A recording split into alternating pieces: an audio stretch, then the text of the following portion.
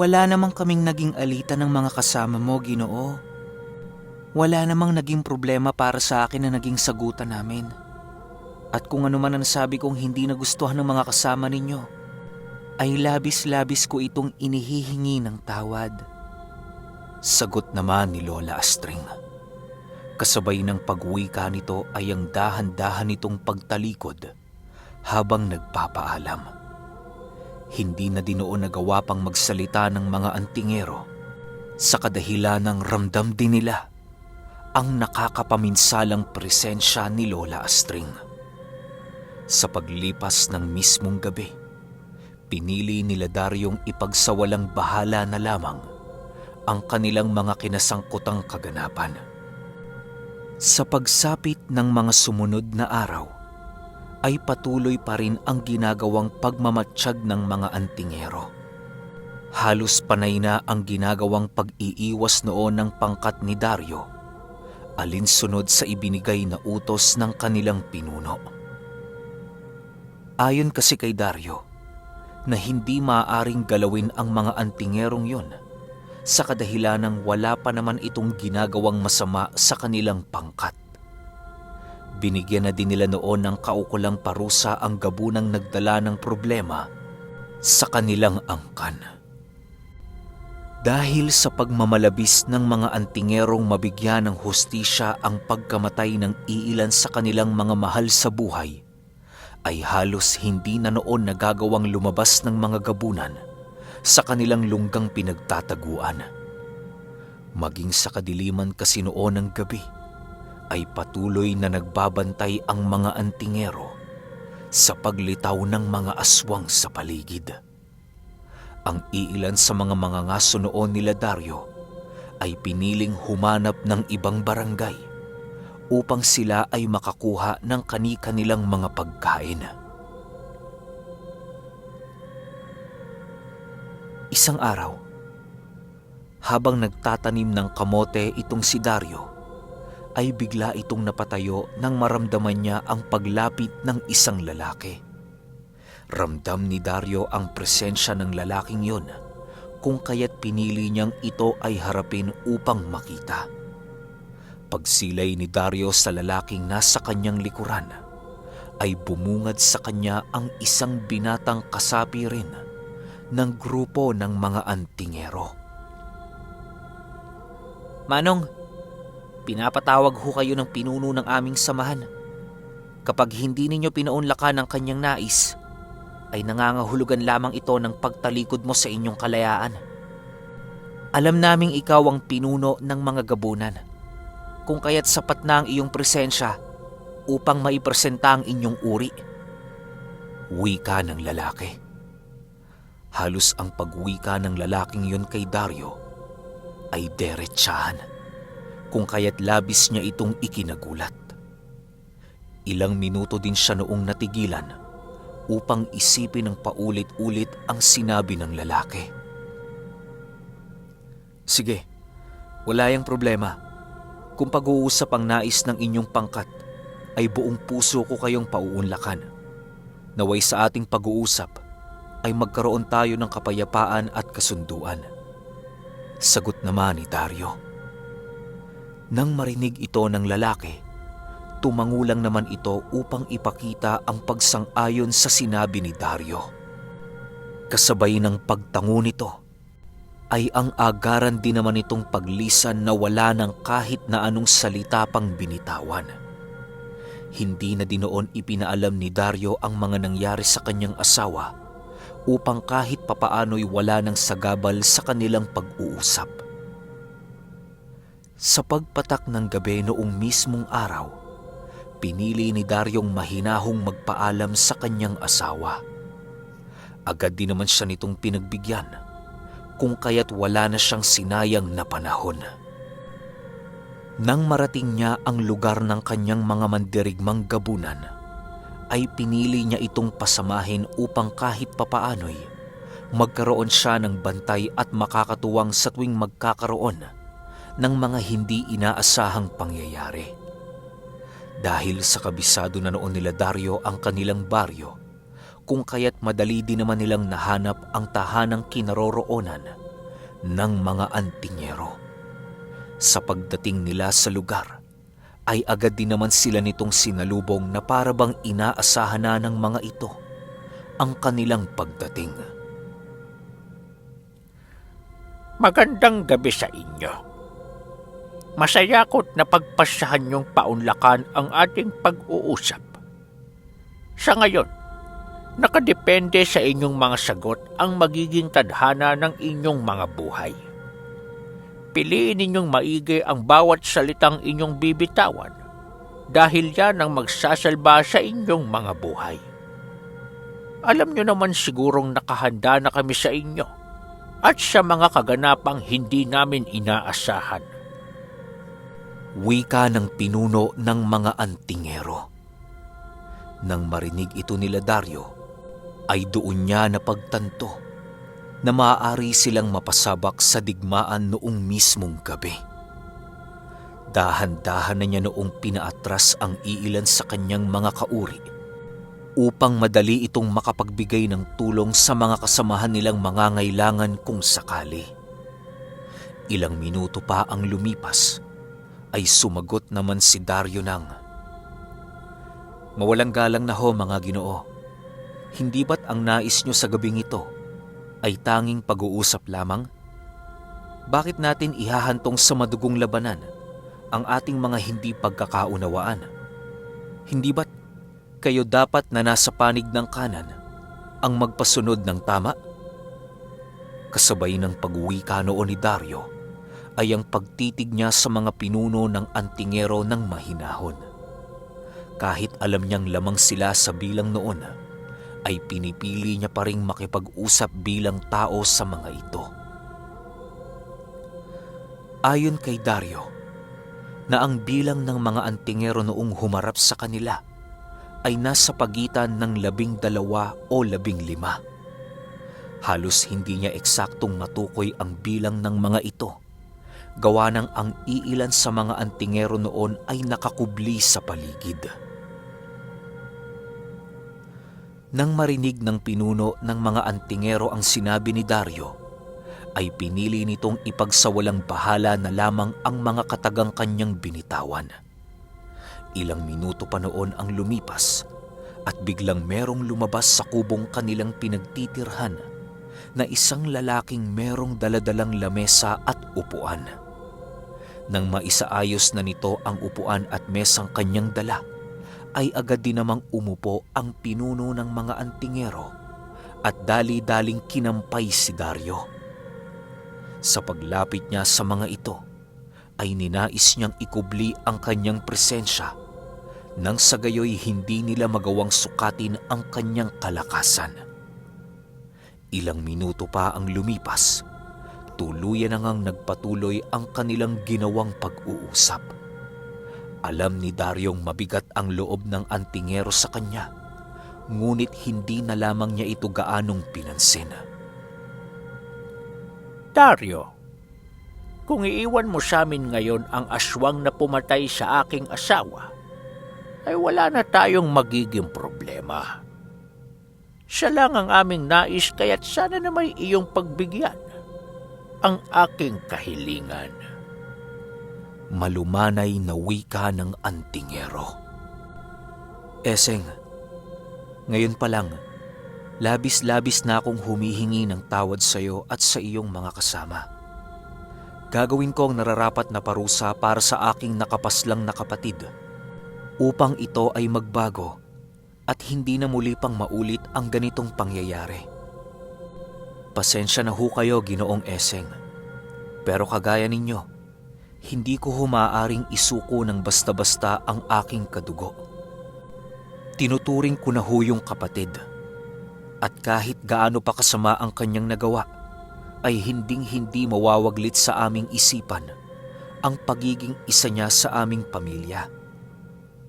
Kahit alam kong mali ang aking desisyon, ay ito ang sa tingin kong tama.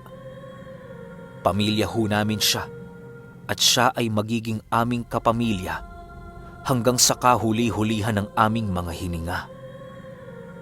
Mahinahong wika naman ni Dario. Nang marinig ito ng antingero, Halos kumunot ang buong pagmumukha nito dahil sa galit na kanyang nararamdaman. Animoy hindi nagustuhan ng antingero ang tabas ng dila noon ni Dario, kung kaya't wala na itong nagawa kung hindi ang tumahimik at titigan siya ng napakasama.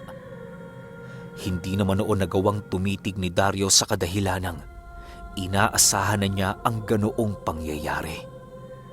Ilang minuto pa ang lumipas, biglang tumayo ang antingerong yon at wala itong pagdadalawang isip na itinaob ang lamesa. Dahil sa ginawa ng antingero, kung kaya't napatayo na din noon si Dario. Sapat na ang iyong kasagutan upang tapusin na ang ating pinag-uusapan. Umanda kayo. Dahil hindi kami titigil hanggat hindi namin kayo napupugutan ng mga ulo. Galit na wika ng antingero.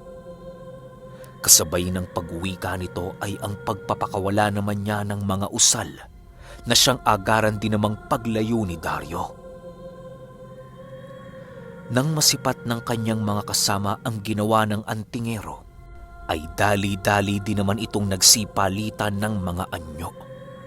Ang iilan sa mga sigbing kanilang kasama noon ay pinili nilang ikubli sa paligid upang agad itong makapagbigay ng tulong sa mga gabunang nalalagay sa peligro. Matapos nitong magsiungawan, ay dali-dali din naman noong sumugod ang mga antingero ng walang pagdadalawang isip. Alam ni Daryong malalakas ang mga ito, kung kaya't wala na silang nagawa kung hindi ang salubungin ang ginawang pag-atake ng kanilang mga kalaban. Sa pagpalit ni Dario ng kanyang anyo, ay halos magulantang ang mga antingerong nasa paligid, gawa ng yun ang unang beses nilang makasilay ng isang gabunang nagtataglay ng isang purong bertud. Nang masipat ito ng pinunong antingero, ay dali-dali naman itong sumugod sa kinaroroonan ni Dario habang binubunot ang kanyang sundang na nakasukbit sa kanyang tagiliran.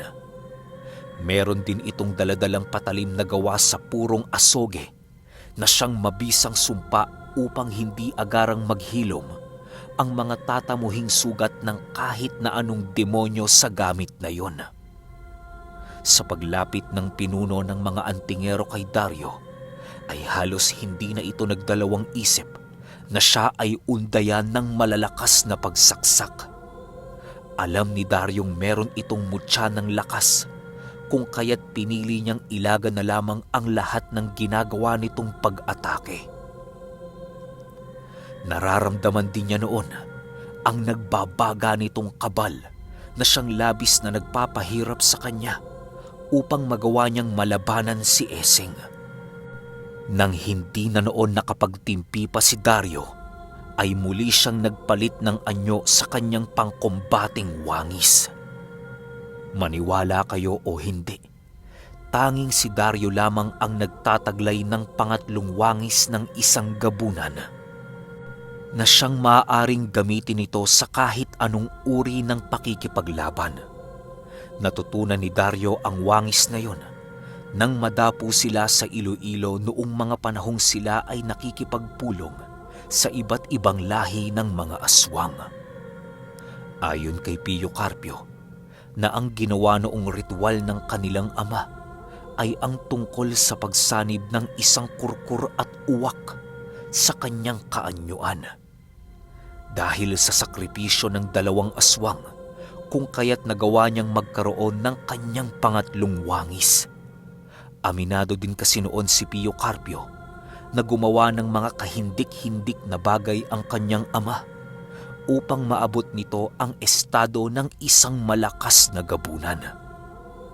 Kahit sinong aswang noon ang makaharap ni Dario, ay sigurado si Pio Carpiong magmimistulang bata ang mga ito. Yun din ang naging rason noon ni Lola Astring kung bakit nagkaroon ng lamat ang kanilang pagsasama.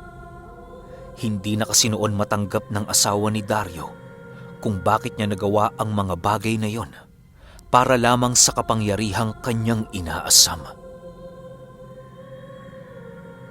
Nang masilayan ng pinuno ng mga antingero ang kakaibang wangis ni Dario, ay pinili nitong umatras upang pagmasdan ang mga nangyayari sa paligid. Paglalarawan ni Essing sa wangis noon ni Dario, ay meron itong malakambing na mga paa na siyang nagpapadagdag sa kanyang bilis na tinataglay. Meron din itong mahabang braso at sandatang gawa mismo sa kanyang pinatulis na mga buto. Kulay pula din ang mga mata nito na halos maihahawig mo na sa mga mata ng demonyo. May mga matatalas din itong mga pangil na para bang isa itong mabangis na hayop. Nagsisiumpukan din ang mga kalamnan nito na para bang lumakas ito ng tripleng ulit. Wala din itong mga pakpak, pero nakakaya nitong tumalon na para ba itong lumilipad. Dahil sa ginawa noon ni Essing, kung kaya't nagkaroon ng lakas si Dario na ito ay sugurin ng walang pagdadalawang isip. Alam niya kasi noong medyo nag-aalangan na ang pinuno ng mga antingero dahil sa kanyang malademonyong kaanyuan. Paglapit ni Dario kay Essing, ay agaran din naman niya itong hinataw ng kanyang sandata upang madali niya itong mapangibabawan. Dahil sa kanyang ginawa noon, kung kaya't napilitan din si Essing na ilabas ang kanyang isang pinangangalagaang mutya upang makipagsabayan noon kay Dario. Sa isang iglap lamang ay tuluyang naglahong parang bula si Essing sa harapan ni Dario. Agaran din naman siya noong napatigil upang pakiramdaman ang kinaroroonan nito. Hanapin mo ko, demonyo. Hanapin mo ko kung magagawa mo. Wika ni Essing sa isipan ni Dario. Nang marinig naman ito ni Dario, pinili niyang amuyin ang buong paligid habang maigi itong nakikiramdam. Nang lumitaw si Essing sa kanyang likuran, agaran din naman niyang nasalag ang pag-atake nitong ginawa. Kasabay ng pagsalag ni Dario ay ang pagwika niya dito ng, "Nagkakamali ka ng binabangga mo, Essing. Hindi mo alam ang kaya kong gawin na siyang magiging sanhi ng iyong kapahamakan. Ngayong dumanak na ang dugo sa pagitan ng ating lahi, ay wala na akong rason upang ikaw ay pahintulutang muling lumakad sa mundong ito." kasabay ng pagwika ni Dario, ay ang pagsilay niya sa mga iilan niyang kapatid na nagbuwis ng buhay para lamang sa kanilang kasamang nagkasala. Labis-labis ang galit niya noon sa mga antingero, gawa ng hindi nito nagawang pakinggan ang kanyang hiling na sila na ang magpaparusa sa kauri nilang nagkasala. Sa pagpapatuloy ng kanilang pakikidigma, ay doon na silayan ni Dario ang pagkalipol ng kanyang mga gabunang mandirigma dahil sa lakas na karga ng mga antingero. Nang wala na siyang maisip noon na solusyon, ay pinili niyang ibaling sa mga kasama noon ni Essing ang kanyang galit na nadarama. Dahil sa taglay niyang bilis noon, kung kaya't wala ni isa sa mga ito ang nagawang makahabol ng paningin sa kanyang paglusob. Lahat ng mga antingerong nalalapitan noon ni Dario ay halos walang awa niyang pinag-uundayan ng saksak, gamit-gamit ang kanyang sandata. Halos ang iilan sa mga antingerong yon ay nawasak na ang buong katawan sa kadahilanang maging sa kanilang mga baluti ay nagagawang tumagos ng armas ni Dario. Ilang minuto lang ang lumipas, tuluyan na nga niyang nalipol ang lahat ng kasamahan noon ni Essing. May iilan pa naman noong nakaligtas na mga antingero sa kadahilanang nagawa nitong makalapit sa kanilang pinuno. "Essing, harapin mo ko! Tapusin na natin to. Kung sinong mananalo sa ating duelo, ay siya ang tama at sa kanya papanig ang hustisya!" Sigaw ni Dario kay Essing. Nang marinig ni Esing ang hamon ng gabunan, ay pinili niyang kunin ang isa pang sundang na hawak ng kanyang kasama. Dali-dali din itong inilagay sa kanyang bibig ang mutya ng ipo-ipo upang magawa niyang makipagsabayan sa kakayahan ni Dario. Sa paglapit nila sa bawat isa, ay agaran din naman nilang ipinagpatuloy ang kanilang naudlot na laban. Ang duelong naganap noon sa pagitan ng isang pinunong antingero laban sa gabunan ay halos hindi kinaya ng mga nilalang na nasa paligid. Dahil sa merong mutya ng ipo-ipo noon si Esing, kung kaya't naging pahirapan para kay Dario ang mahulaan ang susunod nitong hakbang na pag-atake. Panay kasi noon ang pagkawala nito na halos ang presensya ni Esing ay hindi niya kayang maramdaman. Ilang minuto pa ang lumipas. Patuloy pa rin sa pagsugod itong si Esing sa iba't ibang direksyon na kinaroroonan ni Dario. Madali din naman niya itong nasasalag sa kadahilan ng mas matalas ng 10 beses ang kanyang pandama sa isang normal na tao. Sa bawat paglitaw ni Esing noon sa kinaroroonan ni Dario, ay halos agaran din naman itong napapaatras dahil sa estilo ng pakikipaglaban ni Dario. Animoy isa itong mabangis na hayop na nakawala sa hawla na nagpupumilit kitila ng buhay ang taong naglagay sa kanya sa loob ng kulungan. Halos ramdam na noon ni Esing ang labis na pagkatakot kay Dario noong nakita at naunawaan na nito ang tinatagong lakas ng isang pinuno ng mga gabunan. Esing, huli na upang makipag-usap ng payapa. Digmaan ang dinala niyo sa amin. Kung kaya't asahan mong hanggang sa huli nating pagkikita, ay digmaan din ang idadala ko sa iyo. Wika ni Dario. Kasabay ng pagwika nito ay ang muli niyang pagsugod sa kinaroroonan ni Esing.